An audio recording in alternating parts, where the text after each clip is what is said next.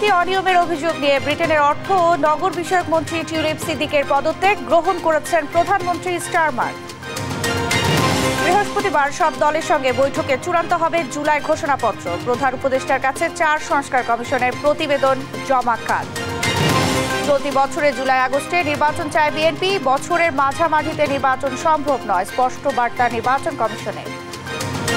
আমাদের প্রস্তুতিটা হচ্ছে আমাদের যে প্রধান উপদেষ্টা মহোদয় যে উইন্ডোটা দিয়েছেন সেই উইন্ডো নিয়ে আমরা কাজ করছি। প্লট দুর্নীতির অভিযোগে হাসিনা জয়ের বিরুদ্ধে আলাদা মামলা। এস আলমের 68 ব্যাংক হিসাব জব্দ, 16 সম্পত্তি ক্রোকের আদেশ। জিয়া অরফানেজ ট্রাস্ট দুর্নীতি মামলায় আপিল রায় কাল। 10 ট্রাক অস্ত্র মামলায় বাবর সহ 5 আসামি খালাস, মুক্তি পেতে পারেন কাল।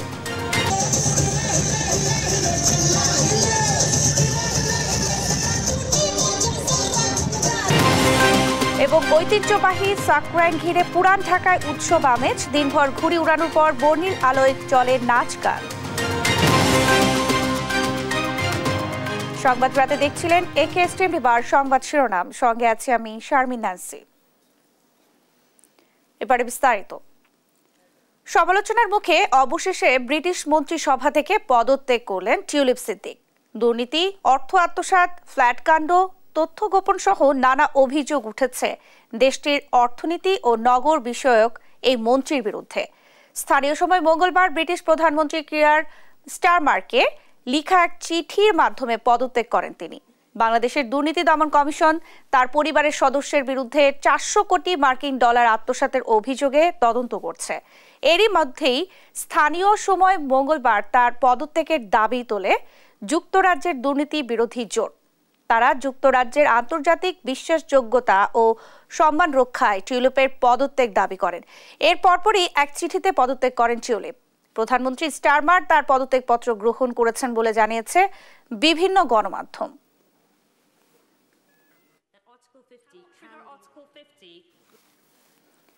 অন্যান্য প্রসঙ্গ।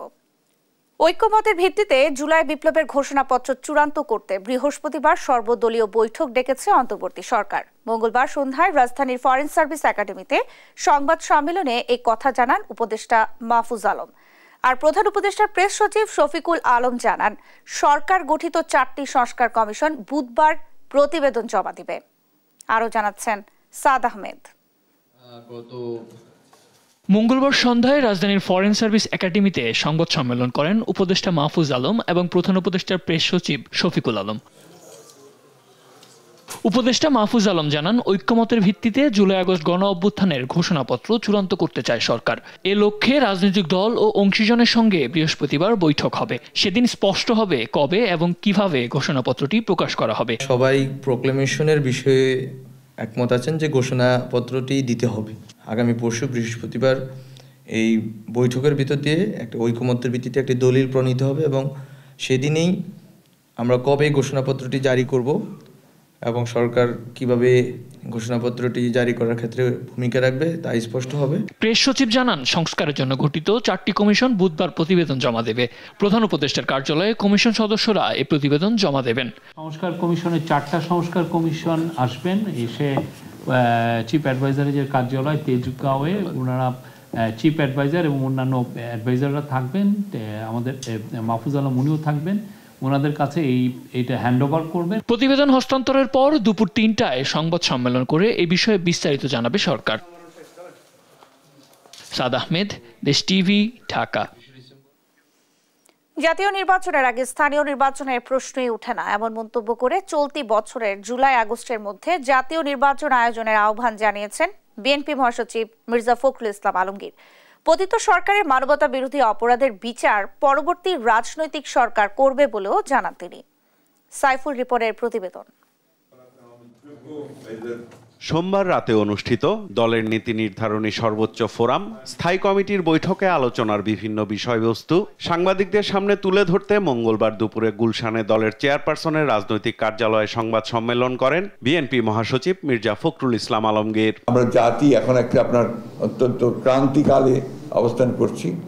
এখন এর থেকে এই গণতন্ত্রের উত্তরণের যে পথটা, এই পথটাকে আমরা কোনো মতেই যেন আপনার এটাকে খুব বেশি বাধাগ্রস্ত না করি, সেই আহ্বানটা আমাদের সকলের প্রতি থাকছে। নির্বাচন নিয়ে দলীয় মত সহ এ বিষয়ে সাংবাদিকদের বিভিন্ন প্রশ্নের উত্তর দেন বিএনপি মহাসচিব। আমরা মনে করি যে এই বছরই মাঝামাঝি সময়ে, অর্থাৎ আপনার জুলাই আগস্ট মধ্যেই নির্বাচন সম্ভব, এবং আমরা এই কারণেই আমরা সরকারকে আহ্বান জানাচ্ছি, নির্বাচন কমিশনকে আহ্বান জানাচ্ছি এবং রাজনৈতিক দলগুলোর প্রতি আহ্বান জানাচ্ছি যে দেশের বৃহত্তর স্বার্থে এই বছরের মাঝামাঝি সময় নির্বাচন অনুষ্ঠানের জন্য আমরা ব্যবস্থা নিতে পারি। এরকম একটা ক্রিটিক্যাল মোমেন্টে জাতীয় সংসদ নির্বাচন ছাড়া অন্য নির্বাচন করার চিন্তাটা আসে কোত্থেকে? এটা গেল 1 নম্বর। 2 নম্বর, নির্বাচন পেছানোর চিন্তাটাই বা আসে কোত্থেকে? পতিত সরকারের মানবতা বিরোধী অপরাধের বিচার প্রক্রিয়া ভবিষ্যতে নির্বাচিত সরকার বিলম্বিত করতে পারে এমন শঙ্কাও উড়িয়ে দেন মির্জা ফখরুল ইসলাম আলমগীর। আমাদের উপরে যে ফ্যাসিস্ট অত্যাচার নির্যাতন প্রচার কার উপর হয়েছে? কারো উপর হয়নি।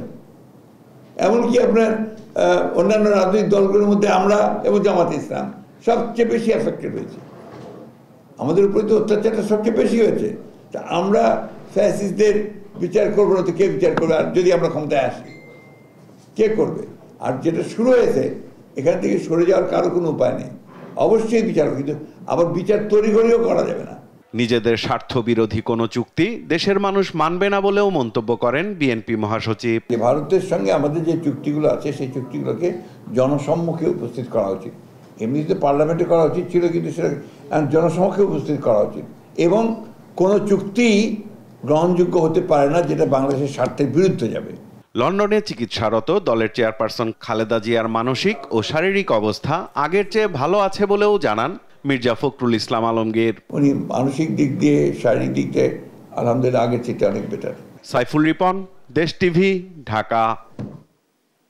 এই বছরের মাঝামাঝিতে নয়, প্রধান উপদেষ্টা ঘোষিত সময় অনুযায়ী জাতীয় নির্বাচনের প্রস্তুতি নিচ্ছে নির্বাচন কমিশন। মঙ্গলবার দুপুরে নির্বাচন ভবনে ইউএনডিপির প্রতিনিধি দলের সঙ্গে বৈঠক শেষে কথা জানান কমিশনের সিনিয়র সচিব আক্তার আহমেদ। জানান, আগামী নির্বাচন সামনে রেখে ভোটার তালিকা হালনাগাদে ইউএনডিপি প্রযুক্তিগত সহায়তা দেবে। এনআই নাহিদের প্রতিবেদন। মঙ্গলবার দুপুরে আগারগাঁওয়ের নির্বাচন ভবনে ইউএনডিপির পক্ষ থেকে সংস্থাটির আবাসিক প্রতিনিধি স্টেফান লিলারের নেতৃত্বে 5 সদস্যের প্রতিনিধি দল প্রধান নির্বাচন কমিশনার AMM নাসির উদ্দিন সহ 4 কমিশনার ও সিনিয়র সচিব সহ ঊর্ধ্বতন কর্মকর্তাদের সঙ্গে মত বিনিময় করেন। সভায় ইউএনডিপির কাছে প্রযুক্তিগত সহযোগিতা চাওয়া হয় এবং 10 দিনের মধ্যে প্রস্তাবনা নিয়ে তারা আবার দেখা করবে বলে জানান ইসি সচিব আখতার আহমেদ। সহযোগিতাটা হচ্ছে আপনার টেকনোলজিক্যাল এবং আমাদের হার্ডওয়্যার সফটওয়্যার যে অ্যাসপেক্টটা এবং প্রশিক্ষণ, যত আমরা যে এক্সচেঞ্জ অফ আইডিয়াস হতে পারে, আমাদের ক্যাপাসিটি বিল্ডিং এর হতে পারে, আমাদের কমিউনিকেশন ম্যাটেরিয়াল ডেভেলপমেন্টের হতে পারে। ওনাদের এসডিজির কিছু গোল আছে, সেটার আলোকে ওনারা আমাদেরকে কতটুকু দিতে পারবেন সেটা ওনারাই বলতে পারবেন। কাজে এটা শুরু, শেষ না। এই সময় সাংবাদিকদের প্রশ্নের জবাবে ইসি সচিব বলেন, এবছরের মাঝামাঝিতে নয়, অন্তর্বর্তী সরকারের ঘোষণা অনুযায়ী এবছরের শেষে অথবা আগামী বছরের মাঝামাঝিতেই হবে জাতীয় নির্বাচন। আমাদের প্রস্তুতিটা হচ্ছে, আমাদের যে প্রধান উপদেষ্টা মহোদয় যে উইন্ডোটা দিয়েছেন, সেই উইন্ডো নিয়ে আমরা কাজ করছি। এদিকে ত্রয়োদশ জাতীয় সংসদ নির্বাচনের ভোটার তালিকা হালনাগাদে কারিগরি ও প্রযুক্তিগত সহায়তা দেবে জাতিসংঘ। এছাড়া ইউএনডিপি বাংলাদেশকে আইটি, হার্ডওয়্যার ও সফটওয়্যার সহ এসডিজি গোলের পরিধি অনুযায়ী সহযোগিতা করবে বলেও জানায় জাতিসংঘের আবাসিক সমন্বয়কারী Gwyn Lewis. The Election Commission has made a request for technical support for different aspects of the work. It's ranging from IT, capacity development, help with misinformation, disinformation, a wide range of issues. So we're here to understand what the UN can do technically, and the needs assessment mission is here to try and understand what the requests are and then if the UN can support those. গেল 20 বছরে বাংলাদেশে অনুষ্ঠিত সব নির্বাচনে ইউএনডিপির সরাসরি সহযোগিতা ছিল। NI Nahid, দেশ টিভি, ঢাকা। ক্ষমতার অপব্যবহার করে পূর্বাঞ্চলে প্লট গ্রহণের অভিযোগে সাবেক প্রধানমন্ত্রী শেখ হাসিনা ও তার ছেলে সজীব ওয়াজেদ জয়ের বিরুদ্ধে 2 মামলা করেছে দুর্নীতি দমন কমিশন। মামলায় গৃহায়ন ও গণপূর্ত মন্ত্রণালয়ের 23 কর্মকর্তাকেও আসামি করা হয়েছে। ফজলে আদিত্যকে সঙ্গে নিয়ে নাফিয়া ফারজানা রিপোর্ট। ক্ষমতার অপব্যবহার করে রাজুকের পূর্বাচল নতুন শহর প্রকল্পের প্লট বরাদ্দ নেওয়ার অভিযোগে ক্ষমতাচ্যুত সাবেক প্রধানমন্ত্রী শেখ হাসিনা ও তার ছেলে সজীব ওয়াজেদ জয়ের বিরুদ্ধে 2টি মামলা করেছে দুর্নীতি দমন কমিশন। মঙ্গলবার দুপুরে এক ব্রিফিংয়ে এ তথ্য জানান দুর্নীতি দমন কমিশনের মহাপরিচালক আক্তার হোসেন। তিনি বলেন, মামলায় জাতীয় গৃহায়ণ কর্তৃপক্ষ এবং রাজুকের 23 কর্মকর্তার সংশ্লিষ্টতা রয়েছে। জনাব শেখ হাসিনা পাবলিক সার্ভেন্ট হিসাবে বহাল থাকাকালে তার উপর অর্পিত ক্ষমতার অপব্যবহার করে অপরাধজনক বিশ্বাসভঙ্গপূর্বক তার মাধ্যমে প্রকল্পের বরাদ্দ বিষয়ক দায়িত্বপ্রাপ্ত গৃহায়ণ ও গণপূর্ত মন্ত্রণালয়, রাজধানী উন্নয়ন কর্তৃপক্ষ এর সংশ্লিষ্ট গণকর্মচারীগণকে প্রভাবিত করে। তিনি আরও বলেন, অনুসন্ধানে শেখ হাসিনা প্রধানমন্ত্রী হিসেবে ক্ষমতার অপব্যবহার করে পূর্বাচল প্রকল্পের কূটনৈতিক এলাকায় 27 নম্বর সেক্টরের 203 নম্বর রাস্তার প্লটটি নিজের নামে বরাদ্দ নেন বলে প্রমাণ পেয়েছে দুদক। শেখ হাসিনার নামে বরাদ্দ প্রদান ও প্লটের বাস্তব দখল গ্রহণ করার অপরাধে দণ্ডবিধির সংশ্লিষ্ট ধারা এবং দুর্নীতি প্রতিরোধ আইন 1947-এর 5-2 ধারায় আজ একটি মামলা রুজু হয়েছে। এর আগে পূর্বাচলে প্লট বরাদ্দের অনিয়মের অভিযোগে শেখ হাসিনার মেয়ে সাইমা ওয়াজেদ পুতুল, বোন শেখ রেহানা ও তার ছেলে রাদওয়ান মুজিব সিদ্দিক ববি এবং মেয়ে আজমিনা সিদ্দিকের বিরুদ্ধে মামলা করে দুদক। বিডি 4, 5, 6, নাফিয়া ফারজানা, দেশ টিভি, ঢাকা। এসআলম গ্রুপের চেয়ারম্যান সাইফুল আলম সহ তার পরিবারের নামে থাকা 68টি ব্যাংক হিসাব জব্দের আদেশ দিয়েছেন আদালত। একই সঙ্গে তার 16টি স্থাবর সম্পত্তি ক্রয়ের নির্দেশ দেন আদালত। মঙ্গলবার দুর্নীতি দমন কমিশনের উপপরিচালক সিফাত উদ্দিনের আবেদনের প্রেক্ষিতে ঢাকার মেট্রোপলিটনের সিনিয়র স্পেশাল জজ মোহাম্মদ জাকির হোসেন গালিব এ আদেশ দেন। দুদকের পক্ষে শুনানি করেন prosecutor Mahmud Hossain Jahangir.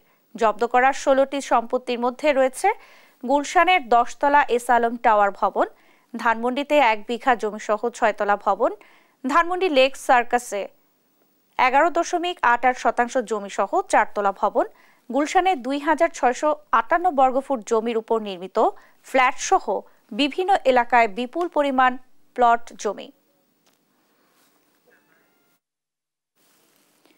Zia orphanage trust দুর্নীতি মামলায় 10 বছরের কারাদণ্ডের রায়ের বিরুদ্ধে বিএনপি চেয়ারপারসন খালেদা জিয়ার আপিল শুনানি শেষ। আগামীকাল রায়ের দিন ধার্য করেছেন আদালত। মঙ্গলবার চতুর্থ দিনের শুনানিতে খালেদা জিয়ার আইনজীবীরা বলেন, এই মামলার বিচারে সংবিধান ও আইন অনুসরণ করা হয়নি। মামলাটি সম্পূর্ণ সাক্ষ্য প্রমাণহীন ও অনুমান নির্ভর। ব্যক্তিগত প্রতিহিংসা ও রাজনৈতিক উদ্দেশ্য প্রণোদিত এই মামলায় খালেদা জিয়া সহ অন্যদের সাজা দেওয়া হয়েছে বলে দাবি করেন তারা। 2018 সালের 8 ফেব্রুয়ারি জিয়া অরফানেজ ট্রাস্ট দুর্নীতি মামলায় খালেদা জিয়াকে 5 বছরের কারাদণ্ডাদেশ দেন বিচারিক আদালত। একই সঙ্গে তারেক রহমান সহ সব আসামিদের 10 বছরের সাজা দেওয়া হয়। 5 আগস্ট দেশের পট পরিবর্তনের পর খালেদা জিয়ার করা লিভ টু আপিলের প্রেক্ষিতে গেল 11 নভেম্বর 10 বছরের কারাদণ্ড স্থগিত করেন আপিল বিভাগ। এই মামলার মধ্যে শেষ পর্যন্ত যে কনক্লুশন যেটা এসেছে, এই মামলার মধ্যে তাকে সাজা দেওয়ার জন্য কোনো ইনগ্রেডিয়েন্ট ছিল না। মামলা দায়ের করা হয়েছিল আউট অফ পলিটিক্যাল গ্রাজ, ব্যক্তিগত জিঘাংসা, রাজনৈতিক প্রতিহিংসার কারণে মামলা দায়ের করা হয়েছিল। এই মামলায় দেশনেত্রী বেগম খালেদা জিয়া, বিএনপির ভারপ্রাপ্ত চেয়ারম্যান জনাব তারেক রহমান সাহেব সহ অপরাপর সকল আসামি আগামীকাল ন্যায় বিচার পাবেন ইনশাল্লাহ। চট্টগ্রামে বহুল আলোচিত 10 ট্রাক অস্ত্র আটকের আরেক মামলাতেও সাজা থেকে খালাস পেলেন বিএনপি নেতা ও সাবেক স্বরাষ্ট্র প্রতিমন্ত্রী লুৎফুজ্জামান বাবর। তার কারা মুক্তিতে আর বাধা নেই বলে জানিয়েছেন আইনজীবীরা। বর্তমানে কেরানীগঞ্জে কেন্দ্রীয় কারাগারে আছেন বাবর। সাবরিনা মজুমদারের রিপোর্ট। 2004 সালের 1 এপ্রিল মধ্যরাত চট্টগ্রাম ইউরিয়া সার কারখানার জেটিতে খালাসের সময় বিপুল পরিমাণ অস্ত্র জব্দ করে আইনশৃঙ্খলা বাহিনী, যা 10 ট্রাক অস্ত্র মামলা নামে পরিচিত। বলা হয়, অস্ত্রগুলো ভারতের বিচ্ছিন্নতাবাদী সংগঠনের আনা হয়েছিল। এ নিয়ে তৎকালীন বিএনপি সরকারের সঙ্গে তিক্ততা বাড়ে ভারতের। আলোচিত এই ঘটনার তদন্ত শুরু করে বিএনপি। ক্ষমতার পালাবদলে পরবর্তী 1-11 সরকারের সময় এই মামলার অভিযোগপত্র দেয়া হয়। শুরু হয় বিচার। 28 জনের সাক্ষ্য গ্রহণ শেষ হওয়ার পর ক্ষমতায় এসে নতুন করে তদন্ত শুরু করে আওয়ামী সরকার। অভিযুক্ত করা হয় সাবেক স্বরাষ্ট্র প্রতিমন্ত্রী লুৎফুজ্জামান বাবর, সাবেক শিল্পমন্ত্রী মতিউর রহমান নিজামী সহ বেশ কয়েকজনকে। চোরাচালান মামলায় বাবর, নিজামী, উলফা নেতা পরেশ বড়ুয়া সহ 14 জনকে মৃত্যুদণ্ড দেয় আদালত। আর অস্ত্র আইনের মামলায় যাবজ্জীবন কারাদণ্ড দেয়া হয় একই আসামিদের। বিচারিক আদালতের রায়ের বিরুদ্ধে হাইকোর্টে আপিল করে আসামিরা। মঙ্গলবার অস্ত্র আইনের মামলায় যাবজ্জীবন কারাদণ্ড থেকে খালাস পান বাবর। বিচারপতি মোস্তফা জামান ও নাসরিন আক্তারের হাইকোর্ট বেঞ্চ এ রায় দেন। এই মামলায় 14 জনের সাজা হয়েছিল। এই 14 জনের সাজার মধ্যে 5 জনকে আজকে বেকসুর খালাস দিয়েছেন, 5 জনের সাজা কমিয়ে দিয়েছেন, আর 4 জন মৃত্যুজনিত কারণে তাদের আপিল অ্যাবেট হয়ে গেছে, অর্থাৎ মৃত্যুজনিত কারণে নিষ্পত্তি হয়ে গেছে। বাবরের আইনজীবী জানান, তার বিরুদ্ধে আনা 2টি অভিযোগই ভিত্তিহীন বলে মনে করেছেন আদালত। ওনার বিরুদ্ধে 2টা অভিযোগ এনেছিলেন রাষ্ট্রপক্ষ। একটা অভিযোগে বলেছেন যে ওনার কথায় 5 জন ব্যক্তিকে অ্যারেস্ট করার পরে তাদেরকে ছেড়ে দেওয়া হয়, উনি ইনফ্লুয়েন্স করে ছেড়েছেন, একটা অভিযোগ। দ্বিতীয় অভিযোগ ওনার বিরুদ্ধে আনা হয়েছিল যে তিনি এই মামলার তদন্ত প্রক্রিয়াকে বাধাগ্রস্ত করেছিলেন। একটা ডিপার্টমেন্টাল তদন্ত হয়েছিল, তৎকালীন সচিবের নেতৃত্বে একটা ডিপার্টমেন্টাল তদন্ত হয়, ওই তদন্তকে তিনি বাধাগ্রস্ত করেছেন। এই দুটোর ব্যাপারে এই আদালতের ফাইন্ডিং হলো যে 5 জনকে ওনার ইনফ্লুয়েন্সে ছেড়ে দেওয়া হয় বলেছিল, আমরা রেকর্ড থেকে দেখিয়েছি এই 5 জনই আসলে জেলে ছিল, কাউকেই আসলে ছাড়া হয় নাই। 78 দিন রিমান্ডে থাকেন বাবর। এ সময় জোর করেও বেগম জিয়া ও তারেক রহমানকে জড়িয়ে মিথ্যা বক্তব্য কিংবা রাজসাক্ষী করাতে পারেননি রাষ্ট্রপক্ষ। সাবরিনা মজুমদার, দেশ টিভি, ঢাকা। বিদেশি বিনিয়োগ আকর্ষণে সব বিনিয়োগ সংস্থাকে এক ছাতার নিচে আনা হবে বলে জানিয়েছেন প্রধান উপদেষ্টা ডক্টর মোহাম্মদ ইউনূস। মঙ্গলবার রাষ্ট্রীয় অতিথি ভবন যমুনায় কোরিয়ান ইয়াংওয়ান কর্পোরেশনের চেয়ারম্যান কিহাক সাং এবং বিদেশি বিনিয়োগকারীরা প্রধান উপদেষ্টার সঙ্গে সাক্ষাৎ করতে গেলে এইসব কথা বলেন তিনি। এ সময় বিদেশি বিনিয়োগের প্রধান বাধা হিসেবে চিহ্নিত কোরিয়ান ইপিজেডের জমি সমস্যা আগামী 6 ফেব্রুয়ারির মধ্যে সমাধানের আশ্বাস দেন প্রধান উপদেষ্টা। তার আশা, কোরিয়ান ইপিজেড সবার জন্য একটি মডেল হয়ে উঠবে, ব্যাপক কর্মসংস্থান সৃষ্টি করবে বলেও আশা জানান প্রধান উপদেষ্টা। আর অন্তর্বর্তী সরকারের দ্রুত পদক্ষেপের প্রশংসা করে কিহাক সাং বলেন, জমি সমস্যার সমাধান হলে কোরিয়ান বিনিয়োগকারীরা আরও আগ্রহী হবে।